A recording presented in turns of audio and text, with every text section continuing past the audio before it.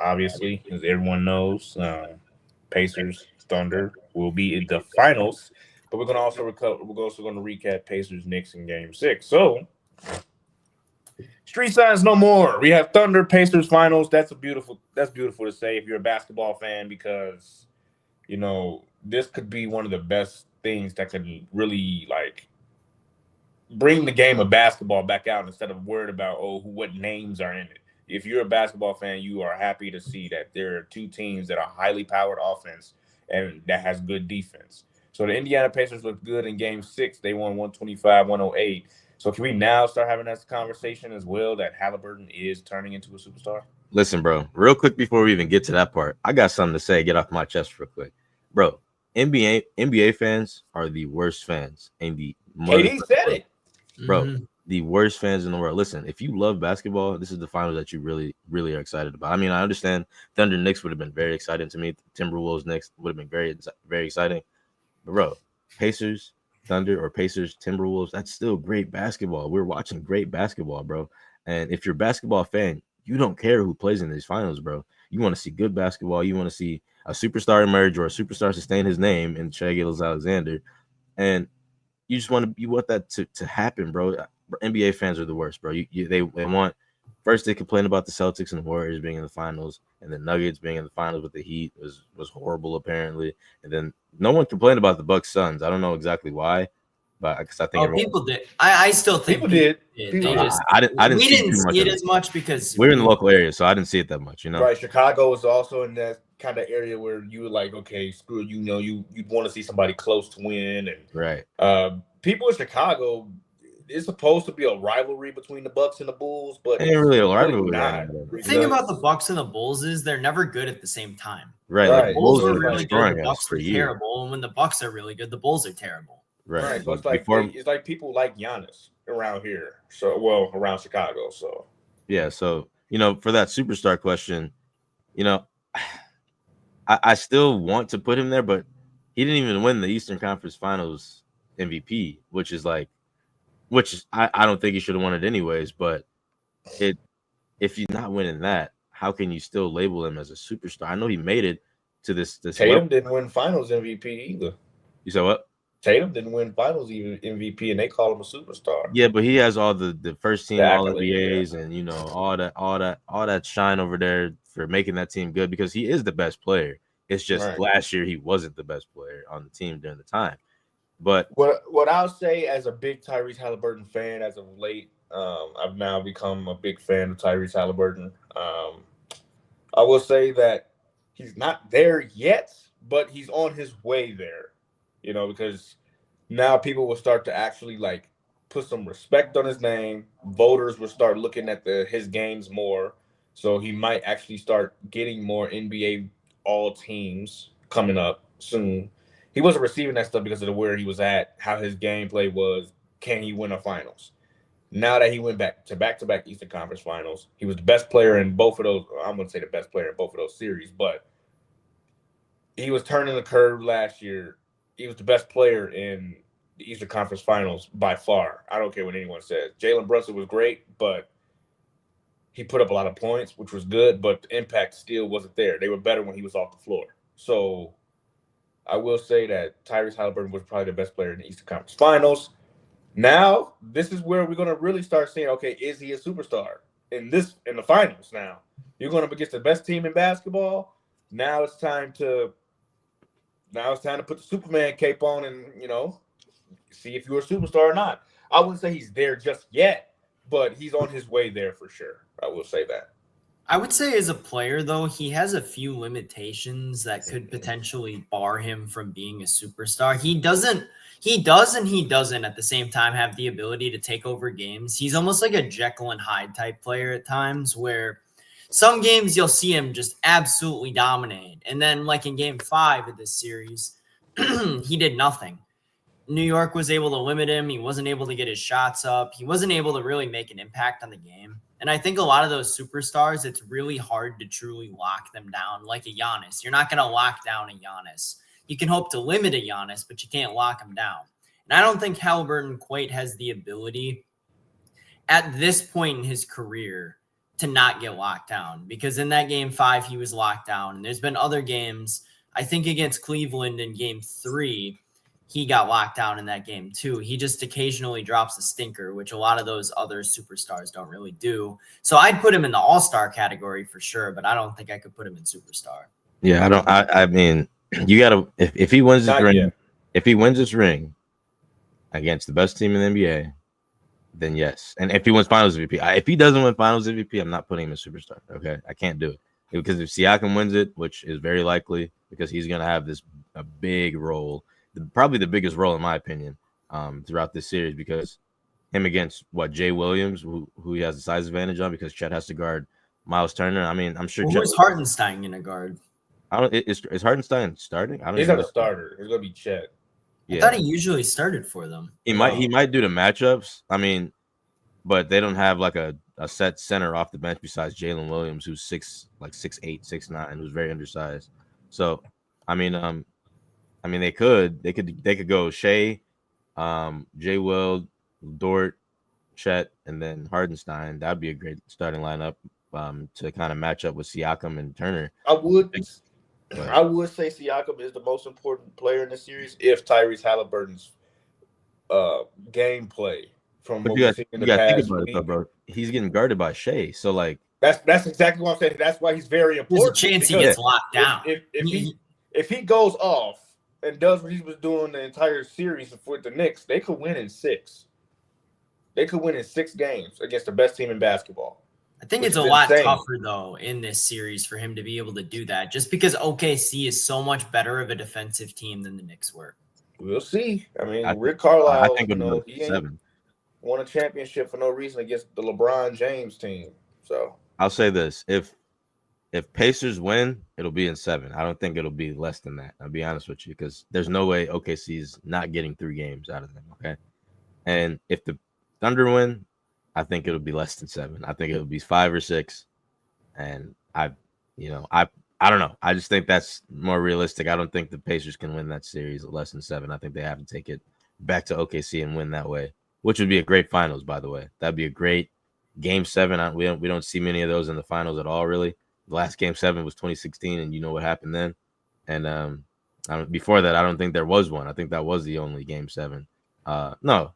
Maybe. I don't remember. I have to look back, but I think that's the most influential game 7, I should say, in the finals. So I think the Pacers have to win in 7, and the Thunder will probably, if they win, 5 or 6. I don't think it'll go to 7 if they win. So if it does go to a game 7, then if it goes to game 7, it's win or go home. You can pick anybody then. I won't even be mad if you pick the Pacers. Yeah, if it is a game 7, then that means the Pacers were playing out of this world in that series. Right. Which is very likely because their offense is ridiculous. But they pretty much got their backs against the wall in this series, though. I think OKC takes it in 5. I think, like you said, Nas, if Indy wins, it's going to be in 7. However, I just don't think they match up well with this team at all, just in any real sense of the word. If you go player by player, I think Hallie's going to get limited at least by Shea. Or Dort. And then the Dortcher Chamber is going to lock down whoever he guards. Yeah. Jay Will is going to lock down whoever he guards out of the Neesmith and Nembhard duo. I think those two are going to really be limited. Chet's going to – he doesn't have the interior presence necessarily on defense – or he does, but he doesn't. He doesn't have the physicality nearly as much. He can block shots like no one's business. But I think they might – I think what the Pacers might do right off the bat is try and target Hartenstein, put Turner back out on the perimeter again, kind of like what they did with Brook Lopez in the Bucks series. But game 1's going to tell us a lot, I think, in this series too. But I really don't see a way, at least at this point, before watching any of the games, that Indy wins this series. Look, man, Neesmith's defense is incredible. If he does what he does, he is good. Shea, Yeah, at least he's not going to take him out of the series. But if he just if he keeps Shea, I wouldn't say. Like, I don't know about him.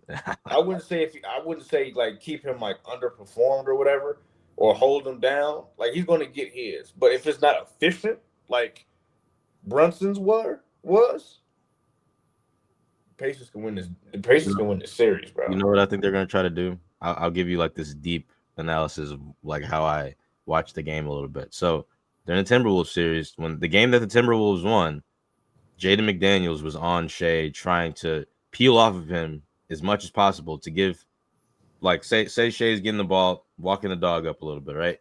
Jaden McDaniels would sprint back past half court to the top of the key to make sure Shea didn't get to his spot, but also leave him a little bit of space, because if you pinch on him, he's gonna run right by you and get a layup or a foul. So you can't guard him really, right? So what I think the Pacers are gonna do is try to do that first game with maybe Hallie or maybe Naismith, like you said. And I don't think it's gonna work, because in Game 5 against when the Thunder played the Timberwolves, it didn't work very well at all. They got blown out. So I think they're going to try that defensive scheme of giving Shea all the space in the world, because he's going to get any foul he wants probably. But I don't think it's going to pan out. I think they're going to have to figure out some other defensive mechanism to kind of stop him and guard him, because he knows how to get to the line pretty well, but it's going to be tough. And I think Jay Will is going to have a significant role as a number 2. I don't know exactly who's going to guard him yet. Maybe Hallie. But again, Hallie doesn't have the best defense in the world. He tries. He has great effort, but it's gonna take a lot to stop that team. And I don't know if they have all the pieces to do it yet. But Siakam, I think, is gonna have a great series regardless. Everyone else, it's gonna be up in the air offensively for sure. The biggest thing for Indy is, go ahead, Jalen. The way McDaniels played defense on Shea was he tried to use his length a lot, so he would go under the screen. He would try to. Yeah, he didn't work very much. Every time he used that, that, he tried to use his length instead of being up in his grill for real. You couldn't be up in his grill because it's a foul. You know what I mean? Like, if you're in his grill, he'll peel off of you, and then when you're in his hip, and you put a hand on him, he'll bump into you. Foul every time.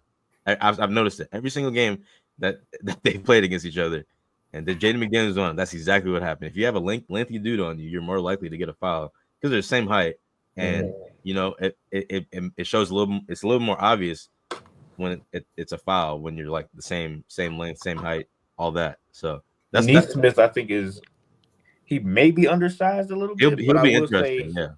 he's a lot smaller and a lot more agile than McDaniels was. So he can get in front easier. So yeah, it'd be very interesting to see that matchup play out though. I think the biggest concern for Indy is that OKC might be one of the only teams in the entire NBA that can match them in terms of fast breaks. Oh yeah. One of the biggest things for Indy through the entire postseason, and against the Knicks, it was there and evident too, and against the Bucks especially, was that they were just able to dominate fast break points, and that was really the key for them to win that series. I want to say it was like 122-40 were the fast break points between Indy and New York in that series. And if OKC can match that, Indy's going to have to find a way to score when the game is a bit slower, because if they're not going to be able to speed OKC up like they've been able to do with a lot of the other teams that they've faced against so far, they're going to have a tough time winning, because that's been their X factor, and they haven't really been able to win nearly as much when the game is more in a half-court set. And before we wrap up real quick, I got 2 things left. 29-1 against East teams. Just so everyone, 29-1. The Thunder are against these teams, and that's going to show a lot in this series if they can keep that consistency with that record. And like you were saying, Chris, on the fast break, they haven't played anyone who can really keep up with them because they're all so young. The Bucks we're the oldest team in the NBA. The Cavs were hurt, and Donovan Mitchell can't guard everyone at once, And the Knicks, I just think they got outcoached. They weren't really prepared for how fast Indy was going to play. And I mean, granted, I think they still should have won game 1. They didn't, so that's it. It sucks to say that, because I wanted the Knicks to win, but it is what it is. And then another thing, my last thing, is that the Pacers have won every single game 1 in this playoff so far. If they lose game 1, how will they respond? How will they respond to the next game? That is my biggest thing. If they lose Thursday, how will they respond on Saturday or Sunday, whenever they play next? The Pacers have been great at responding to losses. They're undefeated off losses in this postseason. Against the Bucks, they won game 4 convincingly. Against the Cavs, they won game 4 convincingly. And against the Knicks, after both losses, they won convincingly. So they're a resilient team, if nothing else, and they never give up. And we've talked about that before too. So if there's anything going for them, it's the fact that they bounce back really well off losses and they never quit. That's the thing, though, bro. they'll lose like game 2 or 3, and then they'll bounce back. But game 1 is the most important game in my opinion, especially setting the tone of the series is the most important thing for me. And if you lose that game, does that set the tone for you? How do you respond? You know what I'm saying? That's what I'm trying to get at. But I completely agree with what you said though. They lose, they bounce back, but we don't know how they'll respond after game 1. That's what I'm trying to get at. For sure. Yeah. So Carlisle used his whole bench all year, and that's what really helped them a lot. The Pacers are the four seed to reach the NBA Finals since the playoffs expanded in 1984, joining the 2005 and the 06 Mavericks, the 10 Celtics, and the 18 Cavaliers. Could be the first 14 to win in this span. So, they're chasing something that's pretty that hasn't been done a lot. We got the updated bracket. Obviously, Pacers, Thunder, Finals. Real quick, bro, who are y'all most disappointed in looking at this? Like, who are y'all? Like, I'm most disappointed in the Lakers personally. I thought they were gonna. That was my pick too. Like, I'm more disappointed in the Cavs. I thought I would have seen I would have seen a better fight for that, but I think the Clippers were another bit of a disappointment. I thought they were going to be good, though, man. Even after game 1, I was still confident that they'd win that series, and they rolled over and died in game 7. James Harden. If I really had to choose, I think Lakers. I was thinking about the Warriors, but I think I'm gonna have to go Bucks.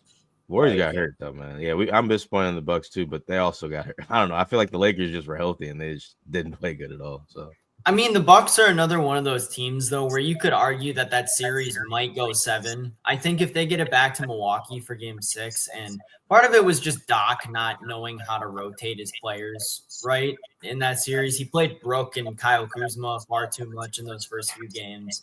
Got behind really early. I think if he just rolled with the lineup that he was going with in game 5, they had a much better chance of competing in that series. I agree. Starting KP. My disappointment, I was going to say the Celtics, but Tatum got hurt, was the Timberwolves. I thought I would have seen a better fight than the Thunder. That's a good one. I mean, Ant just didn't show up. I mean, he did. I wouldn't even say he didn't show up. I just think that's the only player that they had to worry about. You know what I'm saying? Get gentlemen swept, I didn't see that coming at all. And then every loss they had, they lost by like double badly. They lost badly in the majority of the losses they had. So it's like you just got strictly outplayed. There were really no adjustments for real that I seen. It's like, well, that's the thing, bro. You can't really make adjustments when nobody's making shots. Like Julius Randle would. Oh my goodness. Rudy Gobert has no offensive presence, which is ridiculous to me. When it comes to a series being a letdown, I think that one might have taken the cake specifically just because there was one competitive game out of the 5. Game 1, blowout. Game 2, blowout. Game 3, even more of a blowout, but the other way. Game 4, the one close game. Game 5, oh my goodness, it was over in the first quarter. Jeez, man. I agree with that. That might be the most disappointing one, realistically, because Ant did everything he could. I don't think he had a bad series whatsoever. No, Ant did majority of everything he could, like any superstar would. He was putting up 28, 26, 30. The game they won, he put up, 30-something? I mean, you just need to get some help. He does need to. I saw some online. I forget who was saying this, but a whole bunch of ex-NBA players were saying, like, you need to have a post game, bro. You need to have that mid-range. I low-key kind of agree. He developed his 3 because of the Olympics. He was around KD and Steph a lot. Now, this summer, you already got the 3-point package, bro. You got the dunks. You got the layups. You can finish. Where's that mid-range?